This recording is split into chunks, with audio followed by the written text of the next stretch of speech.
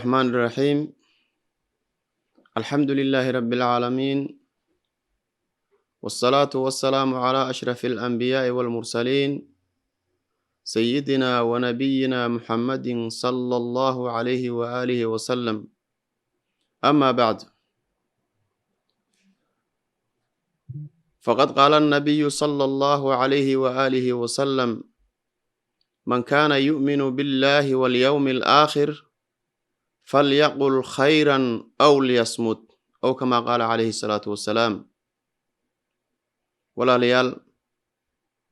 حربا إن هل كان استغفى إذينه كلام خير البرية مخلوق إلهي أو أبوري مدك أو خير كبدنا أو شرف كبدنا هذا الكي وكهد لي أيان ربنا إن استغفى إذين إن شاء الله حديثك عن كفر فرتي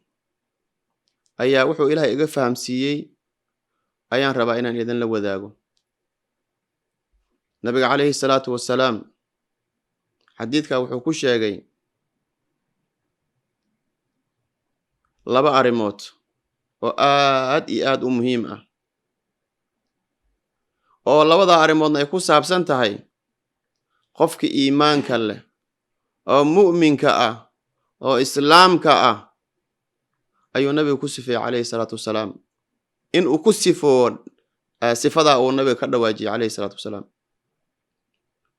maxaa yeelay qofka hadduu ilaahay subxaanahu wa tacaala uu iimaan ku arsuqay iimaanka asaga wax weyn weyn maxaa yeelay ummad badan oo adig ka xoog badan oo ka aqli badan oo ka qurux badan oo ka karti badan ayuu ilaahay adduunyadan keenay laakiin ilaahay iimaan ma uusan ugu deeqin ad ilaahay wuxuu kugu deeqay iimaanka asaga ah ayaa wax kasta ka weyn marka qofkii iimaanka la siiyay ayuu rasuulka toos u abaaray calayhi salaatu wasalaam oo wuxuu leeyahay man qofkii kaana ahaaday yu'minu billaah alla jiritaankiisa waaxidnimadiisa rumaynaya iyo wal yawmil aakhiri maalinta dambe oo yawmul qiyaama jiritaankeeda iyo waxa ay kulmisay oo maxay kulmisay aakhira waxay kulmisay su'aashii qabriga munkar iyo nakiir waxay kulmisay bacthigii soo saaridii oo dadka la soo saaray qubuuraha laga soo saaray xashrigii miisaankii siraadkii xisaabtii janni iyo naar waxaasoo dhan yawmul qiyaama ayaa kulminaya marka qofkii rumaysan allah maalinta qiyaama jiritaankeeda iyo waxay kulmisayna rumaysan falyaqul khayran markuu hadlaayo uu isleeyay kaale hadal ilaan waad hadli doontaa waxaad ku hadlaysaa ha noqdaan khayr ha noqdaan haddaysan ahayn miska hadlaysaa maa laa yaclamaa ku hadlaysaa bal dhegaysan rasuulka xadiidkiisa calayhi salaatu wasalaam falyaqul khayran hadal wanaagsan oo khayr ah oo waddada islaamka macnaha ku waafaqsan hadalkaa ku hadal oo adna ajir aad ka helayso dembi aan lagaaga qoraynin haddii kale soo maaha ow liyasmut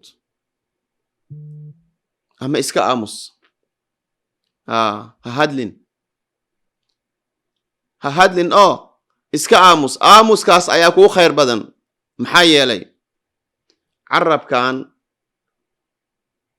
makiinadan carabka la yidhaahdo waxa ka soo baxaya ilaahay wuxuu quraankiisa noogu tilmaamay wax kasta ka soo baxa ama ha wanaagsanaadaan ama ha xumaadaan in meel lagu qoraayo qaala tacaala maa yalfidhu min qawlin ilaa ladayhi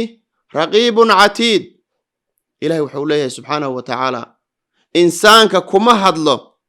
min qawlan erey kuma hadlo ha wanaagsanaado ereygaas ha xumaado ilaa hadduu ku hadlaba ladayhi agtiisa waxaa ahaadeen cindahu raqiibun malakun yuqaalu lahu raqiibun malak raqiib la yidhaahdo iyo catiid labadaa malaa'ig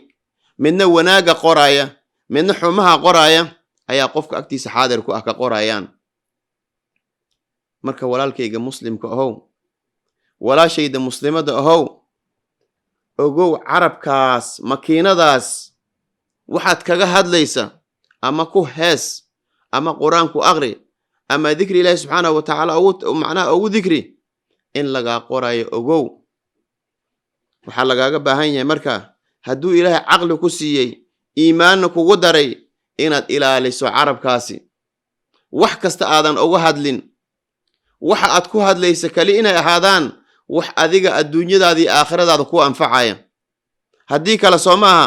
aamusnaa walaalkaygiyow aamusnaantaas ayaa kuu khayr badan insha allahu tacaala intaas ayaan kusoo gaabina naftaydii iyo naftiinaba ilaahay subxaanahu wa tacaala cabsidiisa ayaan is amraynaa hada wabillahi towfiiq fasalaamu ullahi calaykum waraxmat ullaahi tacaala wabarakaatuh